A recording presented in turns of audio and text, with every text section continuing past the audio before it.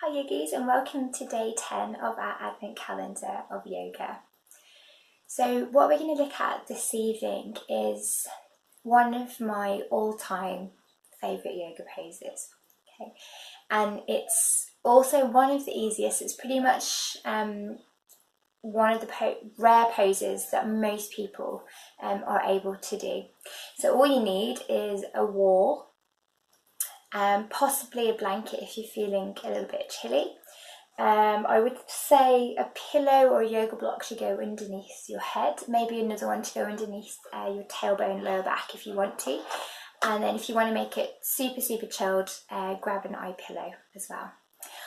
Okay, so this pose that we're going to have a look at is legs up the wall pose. So those of you that come to my classes know that we do this fairly frequently, and some of my yoga students love this pose so much they just do it anyway, whether I've instructed it or not. So a lot of people like to take this as their version of Shavasana. So it's a simple pose. It's basically what it says. So we lie down and we put our legs up the wall, but it has the most incredible benefits for such a simple posture. So just having the feet raised above the heart has so many great health benefits. So from a stress point of view, it's really good for calming the nervous system. It's a really nice de-stress technique. It's also really good to refresh your energy levels as well. So if you get home and you're really tired, particularly if you've been on your feet all day, whether it's standing, if you work in retail, or sitting at a desk all day, or you have a very physical job. So having everything be released from the feet and from the legs also helps you feel refreshed afterwards. It also helps with sleep. So if you did this before bed, I've known people that said that it really helps them get to sleep at night. It's fantastic for circulation. It's fantastic for lymphatic drainage. So our lymphatic system doesn't have its own pump, which means things can stagnate and get blocked and stuck.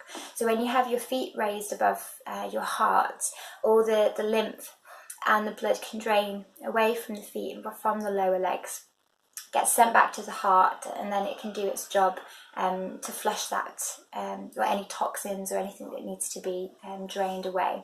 So it's really good for that. Really good for things like fluid retention if you have problems with that. So many benefits. I often post about this pose on social media with a big list of benefits because it's just such a fantastic thing to do. And the other reason that it's good is it's basically, the pose is about inverting the postures of the day. So because now as a modern society we do spend a lot of time on our feet, either sat down with everything kind of pooling at the feet and lower legs, or as I said, we might have a job where we have to stand, or maybe we have like a manual labour job as well.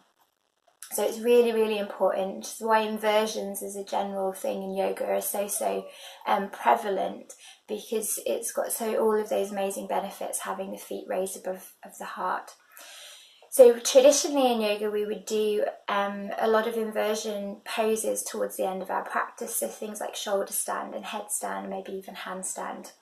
But what becomes obvious when you teach yoga and you teach to lots of different levels is, for some people, those particular poses are never going to be an option for lots of different reasons. It might be problems with the neck, problems with arthritis in the hands, not being able to actually put too much body weight onto the hands. Maybe just the spine is not supple enough to be able to get our body into those shapes. And they're quite challenging poses. So with legs up the wall, you get the benefits of an inversion, but it's really safe, and you can actually just rest and enjoy. Okay, so with all of that said, we'll give it a go. So what I'll do is what I've been doing for the other relaxation poses. So I will show you how to get into the pose, and then I'll pop out so that I can guide you through a little bit of relaxation and breathing. Okay, so what I will say is it's not the most glamorous pose to get into. There's usually, the first time you try it, you get a little bit stuck. There's normally a little bit of wriggling that takes place, a bit of shuffling, and some slightly unglamorous ways of drawing yourself close to the wall. So that's probably going to happen. And then also getting out of the pose is not always super glamorous either. So I have seen quite a few people get stuck, and then we normally see some quite spectacular breakdancing maneuvers to get out of the pose. It gets easier with time when you start to learn how to get yourself in and out of the pose.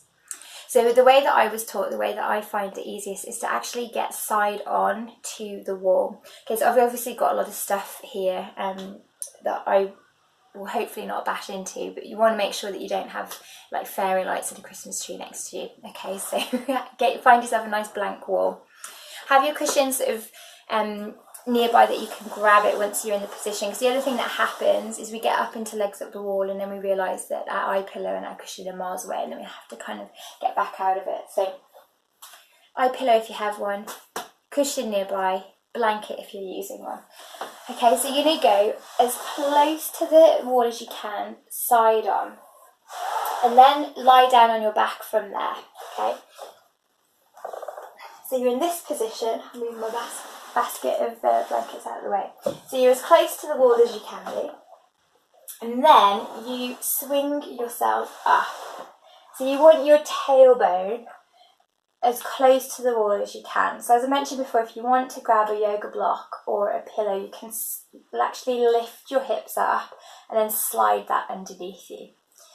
Okay, and then you're going to grab your pillow or your yoga block to go underneath your head. That just gives your head a nice bit of support. And then you're going to grab eye pillow if you want, or another blanket to put over your eyes. And then it's quite nice to just have the arms out to the side, palms face up. Okay, so take your time, carefully getting yourself into that position, okay? And then if I can show you as well, if I demonstrate to get out of it, basically you come out the way that you come in, but I'll talk you through this at the end anyway. But draw your knees in and then roll yourself to the side. I usually kick off the wall a little bit, come to the side and then press yourself up. Okay? Alright, so I'll give you a few moments to get yourself into your legs up the wall pose. It is nice if you can cover yourself with a blanket, stay really warm for this.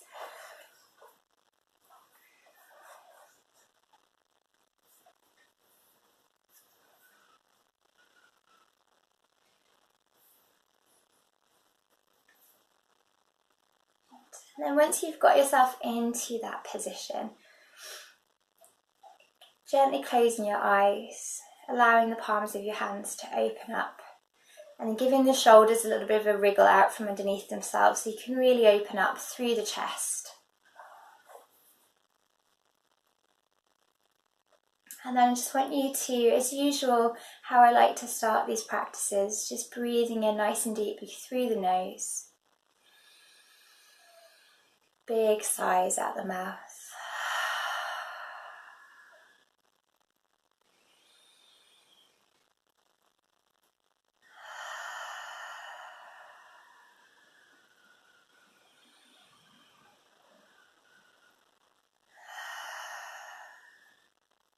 Eventually allowing the mouth to close. And then just letting your breath be natural.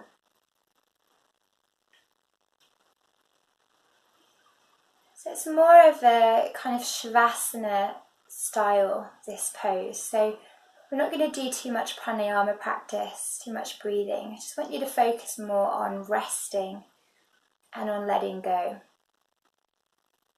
So just allow yourself to breathe naturally. If anything, you can breathe a little bit more slowly and a little bit deeper, but keeping it all fairly relaxed.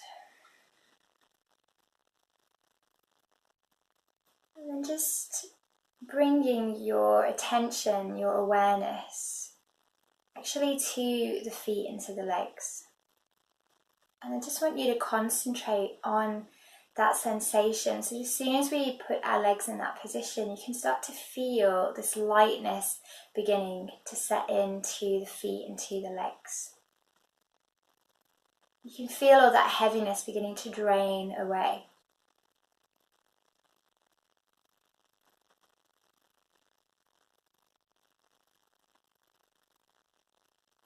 Just focus on that and just enjoy it, particularly if you are somebody that is on your feet a lot and that your feet feel tired.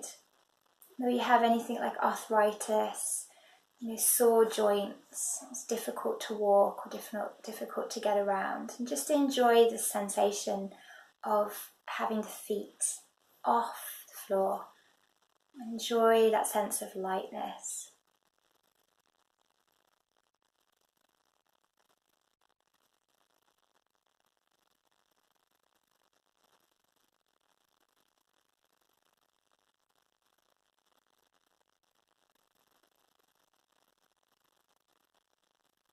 And then I'd also like you to focus mainly in this practice on letting go and allowing yourself to be held by the floor beneath you and the wall beneath you.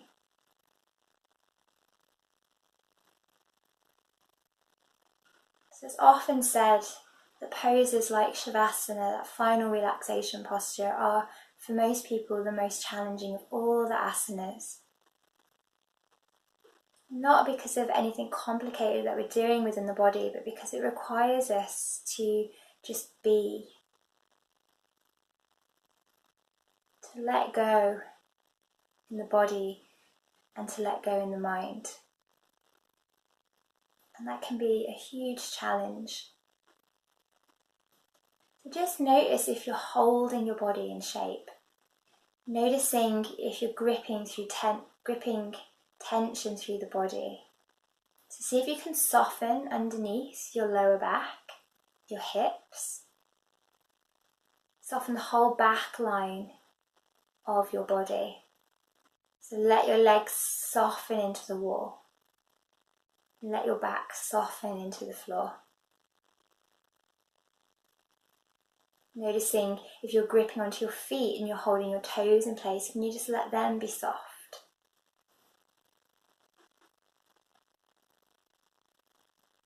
And you let the hands be soft. Can you relax through your face? So as always, smooth out that space across the forehead. Relax through your jaw.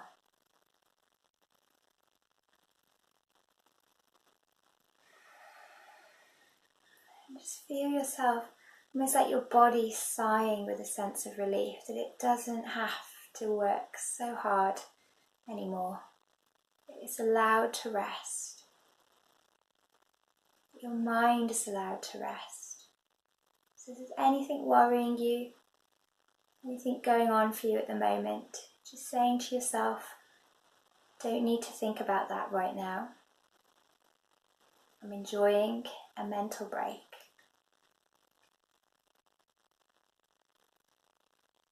If your mind is very, very busy and agitated and you need something else to focus on, just focus on your breath. Paying attention to that really gentle rise and fall as you breathe in and out.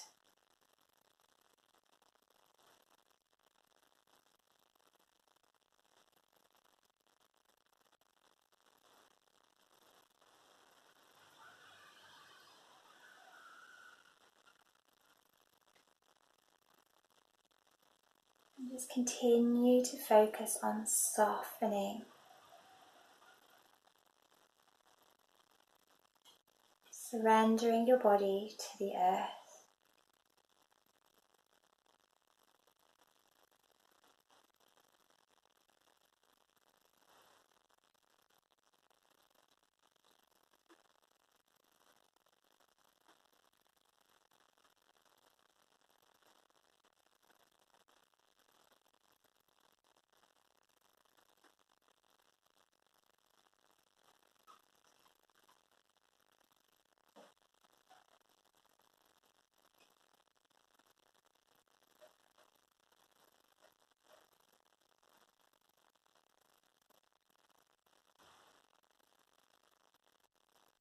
And then I'd like you to place your right hand now to your lower belly and your left hand to your heart space. And as you breathe, just breathing into those two energy centers. feeling the warmth of your hands connecting to your body.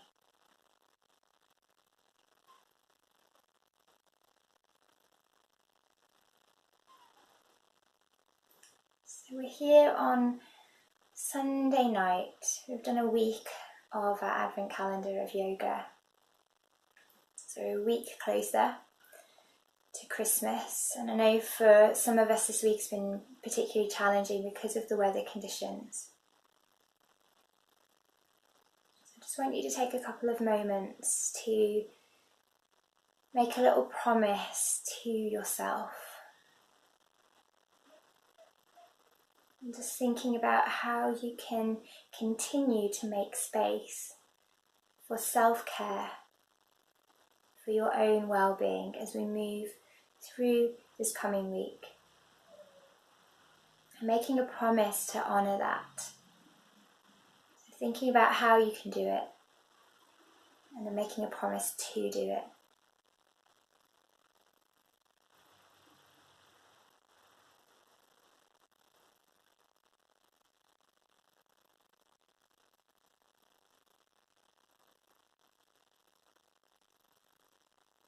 So this time of year, the weather, Mother Nature is actually encouraging us to slow down. The days are shorter, darker, and the weather begins to hinder what we can do. And for a lot of us, we still try and soldier on. We stay just as busy. We try and keep all of our commitments, and we really go against what's actually occurring in the natural world. So maybe just tuning into that and just thinking, maybe I could slow down a little bit. Maybe I don't have to say yes to everything. One of the loveliest quotes that I've heard this year is from my teacher, Sadie Nardini. And she says, how could we do less but be more? How can we do less and be more?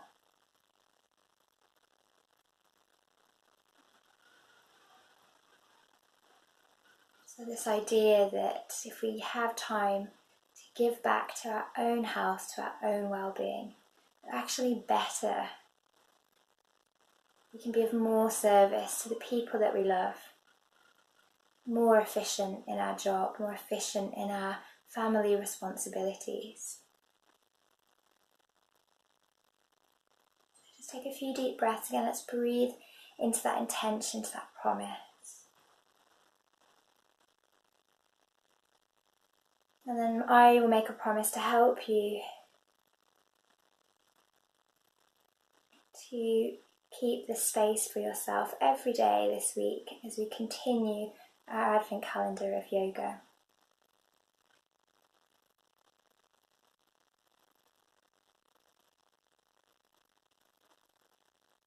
You can let your hands return back to the earth and then just begin to bring movements back to your body. So if you begin to wriggle the fingers and wriggle your toes.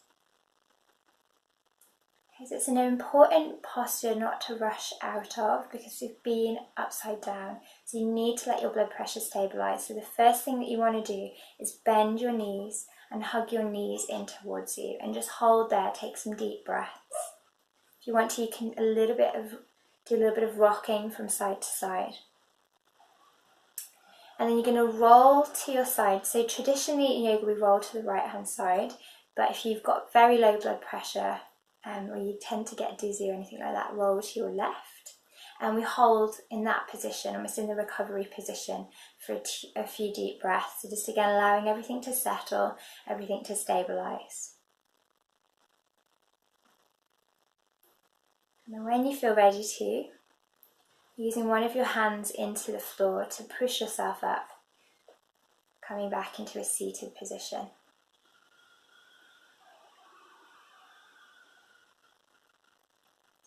Taking a seated position of your choice, doesn't have to be cross-legged, just a way that you can sit to close your practice.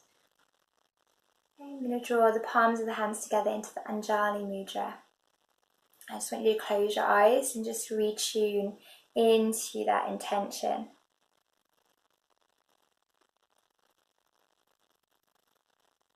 So as we look ahead to the week that is about to start, just thinking, how can I every day find some space for myself to breathe, to be, to nourish.